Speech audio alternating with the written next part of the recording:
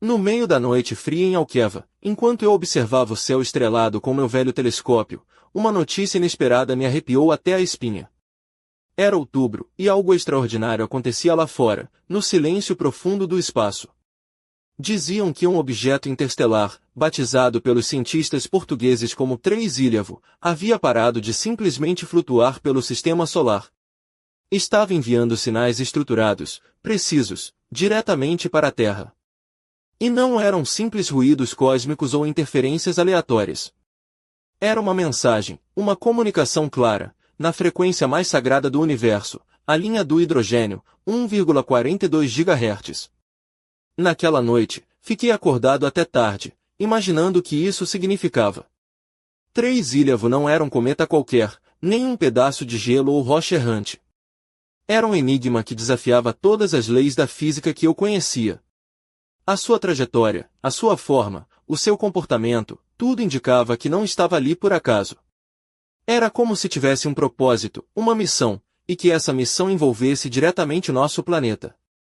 Enquanto refletia, visualizei a cientista responsável pela descoberta em Lisboa, a doutora Sara Lopes, uma mulher elegante, sempre vestida com blusas de seda azul e calças justas de ganga, seus sapatos de salto baixo e um colar de ametista que brilhava sob a luz do monitor. Ela foi a primeira a perceber que o sinal era real, não um erro do telescópio.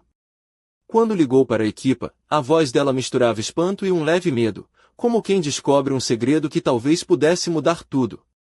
A notícia rapidamente se espalhou, mas não para todos. Apenas um círculo restrito de cientistas e militares tinham acesso às informações completas. O resto do mundo sabia apenas que algo estranho estava acontecendo, mas ninguém podia dizer ao certo o que. As ondas eletromagnéticas que 3Ílhavo emitia pareciam uma sequência matemática, uma espécie de código, como se o próprio universo estivesse a tentar decifrar-nos. Nessa madrugada, sentado na varanda da minha casa em Évora, pensei nas implicações. E se não estivéssemos sozinhos? E se alguém, ou algo, estivesse a tentar contactar-nos? A sensação de mistério misturava-se com uma ansiedade crescente. O céu parecia mais profundo, mais silencioso, mas ao mesmo tempo mais carregado, como se guardasse um segredo antigo e perigoso.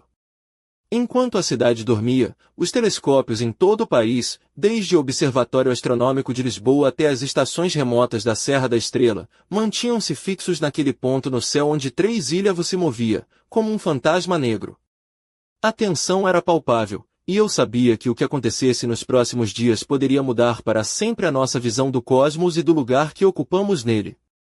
E assim, enquanto o relógio marcava as primeiras horas da manhã, a Terra preparava-se para ouvir algo que poderia ser a chave para um segredo muito mais vasto do que qualquer um de nós poderia imaginar. Mas o que exatamente 3Ílhavo tinha desencadeado? E para onde se dirigia? A resposta, eu sentia, estava prestes a ser revelada, e ninguém sairia ileso desta descoberta. Na manhã seguinte, o alerta chegou ao observatório do Pico do Caramulo, um dos mais avançados de Portugal. Eu estava lá, entre monitores e equipamentos, tentando digerir as últimas imagens enviadas pelo telescópio James Webb, agora apontado para 3Ílhavo. A sala estava fria, mas o ar parecia pesado, carregado de uma tensão quase palpável. A equipa liderada pelo Dr. Rui Figueiredo, um homem de meia idade com cabelos grisalhos e olhos penetrantes, não conseguia disfarçar a inquietação. O que os nossos olhos viam era algo que parecia desafiar todas as noções que tínhamos sobre a natureza dos corpos celestes. 3Ílhavo não refletia a luz do Sol como um cometa ou um asteroide faria. Pelo contrário, parecia absorver cada raio, como se fosse um buraco negro minúsculo e frio, envolto numa aura de mistério. O seu brilho era quase inexistente, mas um pulso infravermelho rítmico, a cada 12 minutos, emitia-se da sua superfície negra como carvão. Enquanto observávamos, a imagem digital revelou um padrão estranho, triângulos perfeitamente alinhados, formando uma estrutura geométrica impossível de existir naturalmente. Parecia uma arquitetura alienígena, algo construído com uma precisão matemática que nos deixava boquiabertos. O Dr. Figueiredo, sempre meticuloso, comentou com um sorriso nervoso: "Isto não é uma rocha, é uma obra-prima, ou um convite para um jogo cósmico." A colega Ana Matos, uma jovem engenheira de telecomunicações com um estilo descontraído, calças largas, camisola preta de gola alta, cabelo preso num rabo de cavalo, e uns brincos pequenos em forma de estrela, começou a analisar o padrão do sinal. O que parecia apenas um ruído estranho revelou uma sequência codificada, a famosa sequência de Fibonacci. Isto não é coincidência, é uma assinatura inteligente, disse ela, quase sem acreditar. Um dos momentos mais assustadores veio quando a nossa equipa notou que o pulso infravermelho coincidia exatamente com a posição do anomalia do Atlântico Sul, uma falha magnética da Terra conhecida por causar falhas em satélites e sistemas eletrônicos. É como se estivéssemos a ser alvo, murmurou o Dr. Figueiredo, olhando fixamente para os dados. A sensação de sermos observados, de ser alvo de uma mensagem, ou talvez de uma ameaça, começou a crescer entre todos nós. Telefonemas começaram a chegar de outras partes do mundo, relatando falhas inexplicáveis em redes de comunicação e sistemas de energia, especialmente em Portugal e no Brasil. Tudo parecia sincronizado com o pulso do estranho objeto. Parecia que Três-Ilhavo não só estava a enviar mensagens, mas também a manipular o ambiente à sua volta. Naquele momento, senti um arrepio que nada tinha a ver com o frio do caramulo. O universo parecia estar a jogar conosco, a testar-nos. E se aquela mensagem não fosse um convite para a amizade, mas um aviso? Ou pior, um aviso para um ataque? Olhei para o céu, agora claro e límpido, e pensei, será que estamos a ser observados? E será que estamos preparados para responder? O silêncio do espaço parecia guardar uma resposta, mas, por enquanto, só nos deixava ainda mais perguntas. E o relógio não parava de contar, cada pulso, cada segundo, aproximava-nos de um momento que ninguém sabia o que traria, salvação, destruição, ou algo que nem sequer podíamos imaginar. Naquela tarde cinzenta em Vila Nova de Gaia, enquanto caminhava entre as ruas estreitas e os cheiros do mar, recebi uma chamada inesperada da equipa do Instituto de Telecomunicações em Aveiro. Do outro lado da linha estava o engenheiro Paulo Cardoso, um homem de olhar intenso, sempre vestido com camisas de flanela e jeans gastos, com um relógio antigo no pulso que parecia nunca parar. Ele estava excitado, mas a voz carregava uma urgência que me fez parar no meio da calçada. Temos algo novo, disse Paulo. Os operadores de rádio amador em todo o hemisfério norte começaram a relatar interferências estranhas, mas isto não é um ruído qualquer. É um sinal, uma sequência de pulsos que se repetem exatamente a cada 7 segundos. Fiquei a imaginar a cena, centenas, talvez milhares, de pessoas com rádios em mãos, à meia-noite, a ouvir um estalido estático que não era estático de verdade. É como se o universo estivesse a sintonizar uma estação só para nos chamar, pensei. Paulo explicou que, ao analisar o sinal com um software complexo, descobriram que a sequência continha padrões binários, uma linguagem digital primitiva, mas inteligível. Foi aí que o nome Fibonacci voltou à tona. O padrão matemático estava codificado naquela interferência, como uma assinatura da própria vida, espalhada pelo éter. Isto não é um acaso, afirmou Paulo, é uma mensagem embutida em ruído, um convite ou um desafio. Enquanto ouvia, imaginei a beleza paradoxal da coisa, uma mensagem tão antiga e universal quanto os números, enviada por um objeto frio e escuro, vindo de um lugar que ninguém conhece. E pensei também em Mariana, a criptógrafa do Porto, uma mulher elegante, sempre de vestido justo vermelho e saltos altos, que adorava um bom desafio matemático. Ela seria a única capaz de decifrar aquilo. Mas o que me assustava era o silêncio que se seguiu. Depois dos pulsos, dos sinais, veio uma calmaria perturbadora. Durante dias, Três-Ilhavo não emitiu mais nada. O universo pareceu prender a respiração, e nós com ele. Na televisão, as notícias tentavam esconder o pânico, falando de anomalias técnicas e fenômenos naturais não explicados. Mas nos bastidores, os cientistas e militares estavam em alerta máximo, preparando-se para o que quer que fosse que viesse a seguir. Numa noite chuvosa, enquanto um vento frio soprava pelas janelas do meu apartamento em Braga, recebi uma mensagem criptografada da doutora Sara Lopes. Apenas uma frase: está a começar. Prepare-se. Senti um calafrio. O jogo tinha passado para outro nível, E eu sabia que o que viesse dali em diante não seria apenas uma descoberta científica, seria um confronto com o desconhecido, um teste para nossa sanidade e coragem. E enquanto olhava para as estrelas, uma pergunta martelava na minha cabeça: quem estava realmente a controlar o jogo? E, mais importante, quem estava a observar quem? Naquela noite em Coimbra, onde as ruas estreitas e as pedras antigas guardam segredos de séculos, encontrei-me com a doutora Helena Souza, uma astrofísica que parecia saída de um filme noir. Vestia um vestido preto justo que realçava suas curvas com elegância discreta, sapatos de salto médio que faziam um leve som a cada passo, e um colar de prata em forma de lua crescente que brilhava sob a luz fraca do laboratório. Ela acendia um cigarro com mãos delicadas, enquanto encarava os dados que piscavam nos múltiplos ecrãs à sua frente. Já viste isto? Perguntou, apontando para um gráfico que mostrava a variação do pulso infravermelho de 3-ílavo. O padrão está a mudar, não é linear. Parece quase vivo. Eu me aproximei, sentindo o cheiro forte do tabaco misturado com o aroma antigo dos livros empilhados e equipamentos eletrônicos.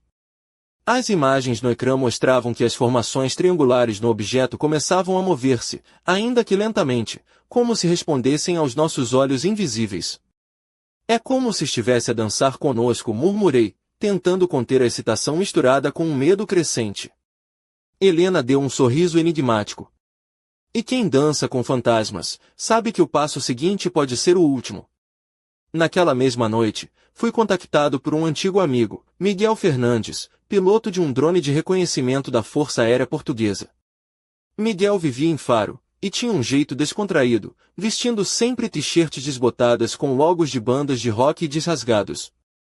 Estão a pedir reforços para monitorar a região do Atlântico Sul, disse ele, rindo-se.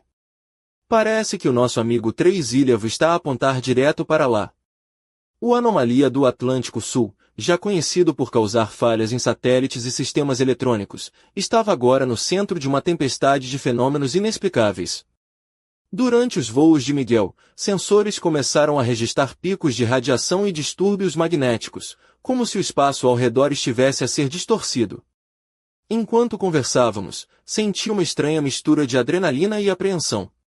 Era como se estivéssemos a pisar numa corda bamba entre a ciência e o desconhecido, entre o racional e o inexplicável.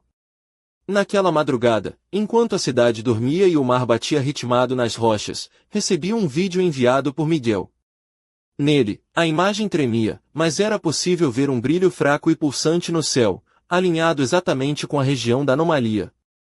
Era como se o próprio espaço estivesse a respirar, a pulsar com uma vida alienígena. Voltei a olhar para o céu, sentindo o peso daquela mensagem silenciosa. 3-ílavo não era apenas um visitante. Era uma presença. Uma presença que sabia que estávamos a observá-la, e que talvez estivesse a testar os nossos limites. E enquanto a noite se aprofundava, uma certeza se formava dentro de mim: o que quer que estivesse a acontecer, isto era só o começo. Algo muito maior estava prestes a despertar. E no silêncio da escuridão, um pensamento inquietante me perseguiu: e se não estivermos preparados para o que vamos encontrar? Na manhã seguinte, em Lisboa, fui até ao Instituto Gulbenkian de Ciência para encontrar a doutora Mariana Ribeiro, especialista em criptografia e códigos antigos. Mariana era conhecida pelo seu estilo marcante, um vestido de seda vermelho que lhe chegava quase aos joelhos, saltos altos negros que faziam um som firme nos corredores de mármore, e um colar delicado em forma de chave, símbolo do seu trabalho com segredos guardados. O seu olhar era intenso, quase hipnótico, e por vezes parecia desvendar mais do que as palavras podiam explicar. Sentamo-nos numa sala repleta de livros antigos e monitores modernos, onde ela me mostrou as primeiras tentativas de decodificação dos sinais de 3-ílavo. Isto não é apenas matemática, disse ela, é uma linguagem arquitetônica. A sequência binária que recebemos forma um esquema, um mapa tridimensional. Enquanto falava, Mariana apontava para um ecrã onde uma figura surgia lentamente, triângulos organizados em complexas estruturas que lembravam câmaras de ressonância, algo que poderia amplificar ou focar energia. É uma espécie de blueprint, explicou, algo construído para um propósito específico. Talvez um transmissor, uma arma, ou até um farol. O meu coração acelerou. Era diferente de tudo o que tinha imaginado. Mas, para quê? Perguntei, tentando não deixar o medo transparecer. Mariana sorriu de forma enigmática. Talvez para nos avisar. Ou para nos desafiar. Ou, para nos controlar. Enquanto ela falava, as luzes da sala começaram a piscar. Um súbito apagão mergulhou tudo na escuridão, interrompendo a nossa conversa. O silêncio tornou-se pesado, quase sufocante. Quando as luzes voltaram, um alerta no monitor indicava uma falha massiva na rede elétrica da cidade. A anomalia do Atlântico Sul tinha disparado outra vez. No dia seguinte, notícias começaram a surgir sobre apagões sincronizados em várias cidades de Portugal e até no Brasil. Sistemas de comunicação ficaram offline durante minutos que pareceram eternos. O caos tecnológico espalhava-se como um vírus invisível. Fiquei a pensar em Mariana, naquela sala escura, a tentar decifrar mensagens enquanto o mundo ao nosso redor parecia desmoronar-se. A sensação era de estar dentro de um filme de suspense, onde cada segundo podia ser o último antes do desastre. Mais tarde, enquanto caminhava pelas margens do Tejo, olhei para o céu azul e pensei, estávamos a ser testados, observados, manipulados. Treizilhavo não era apenas um visitante sem rumo, era um jogador num jogo cósmico que ainda não entendíamos. Enquanto o sol se punha atrás dos prédios históricos, uma última imagem ficou gravada na minha mente, o pulso invisível, firme e constante, daquele objeto desconhecido, a marcar o tempo como um relógio que não podíamos parar.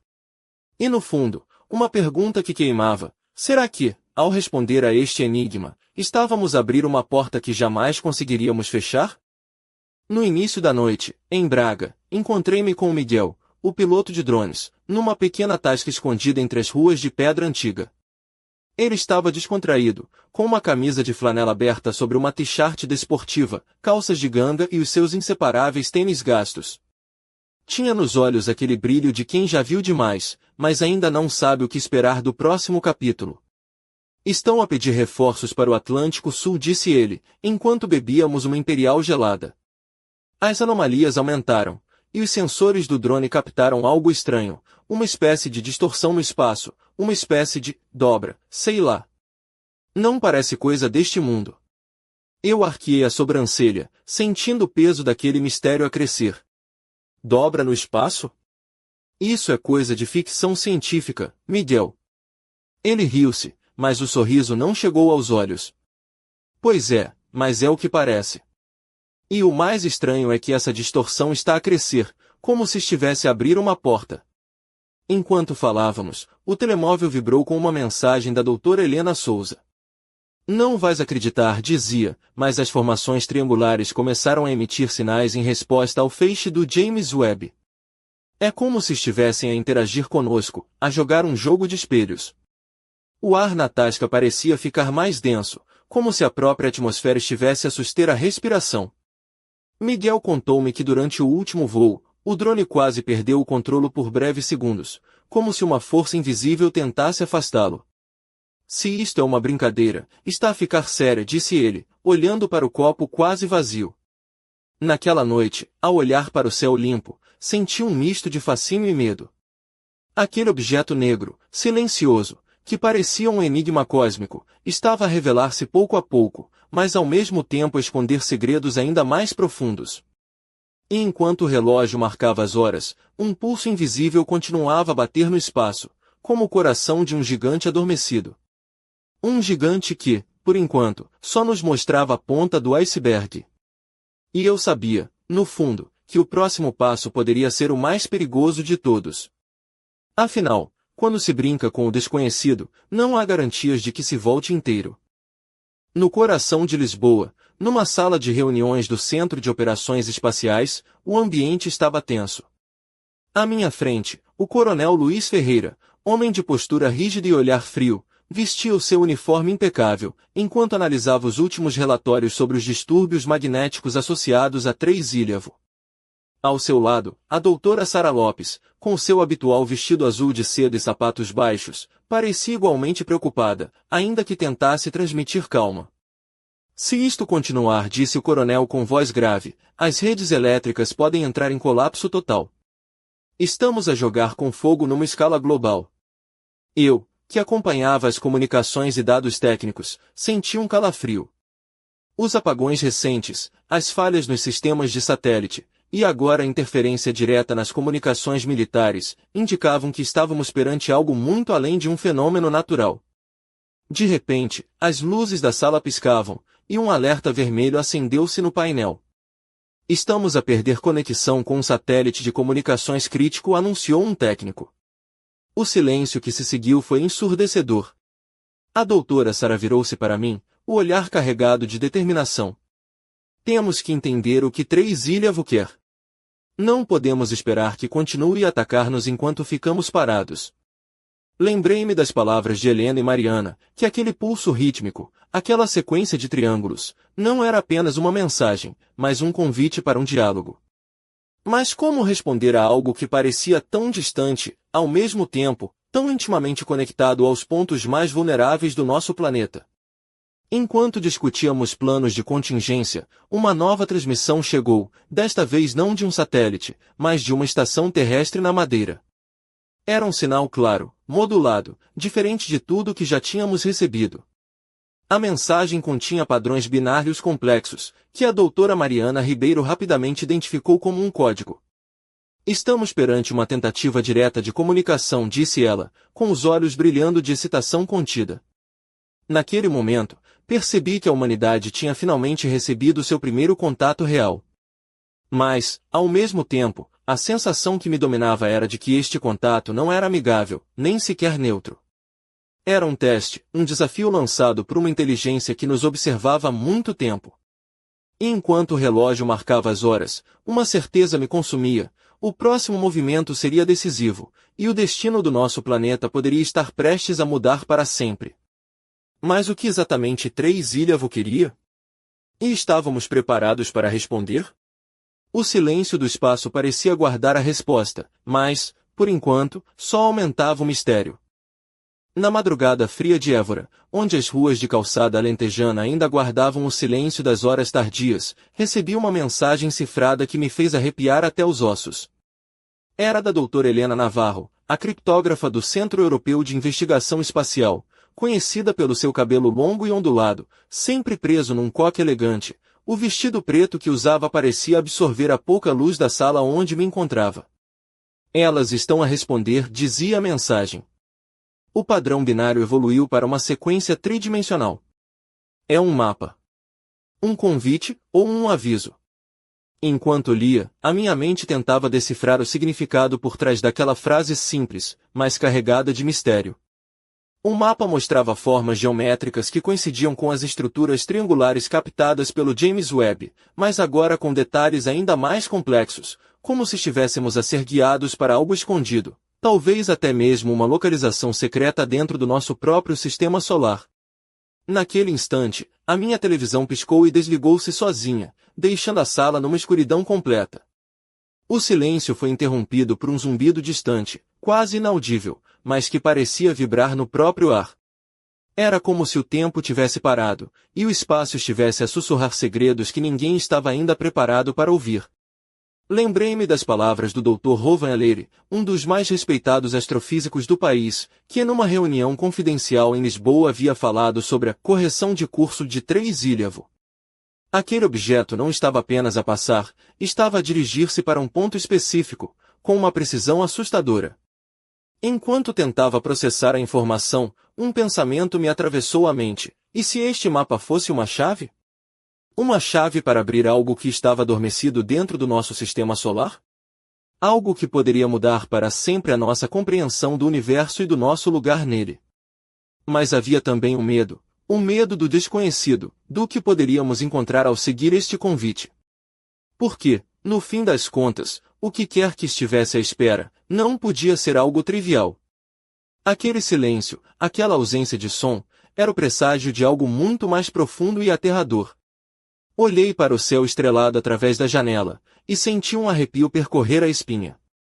O universo acabava de nos mostrar que não estávamos sozinhos, e que a história que conhecíamos sobre o cosmos estava prestes a ser reescrita.